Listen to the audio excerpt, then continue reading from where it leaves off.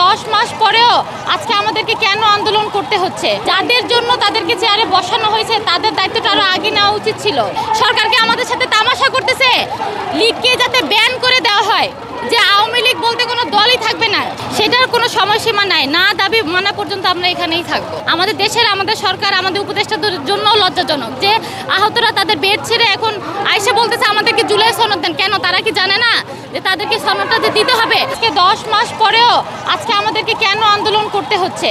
কেন তারা আসার পরে ডিসিশনটা তারা তাড়াতাড়ি নিলেন না যে আহত এবং শহীদদের রক্তের উপরে তারা চেয়ারে বসে, যাদের জন্য তাদেরকে চেয়ারে বসানো হয়েছে তাদের দায়িত্বটা আরো আগে নেওয়া উচিত ছিল। বিভিন্ন জায়গায় আহতদেরকে ক্ষতিগ্রস্ত হতে হইতেছে।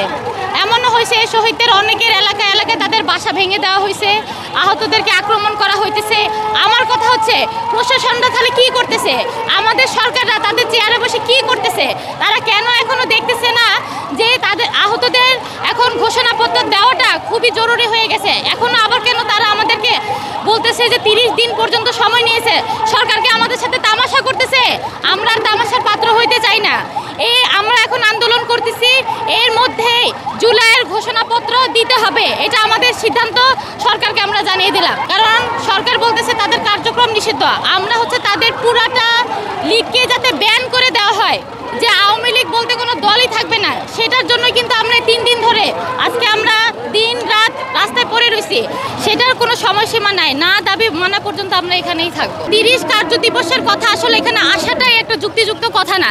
তাদের উচিত এটার সাথে সাথে, যেহেতু আওয়ামী লীগ কার্যক্রম নিষেধ হইতেছে, এটার সাথে সাথে জুলাই সনদটাও দিয়ে দিতে হবে।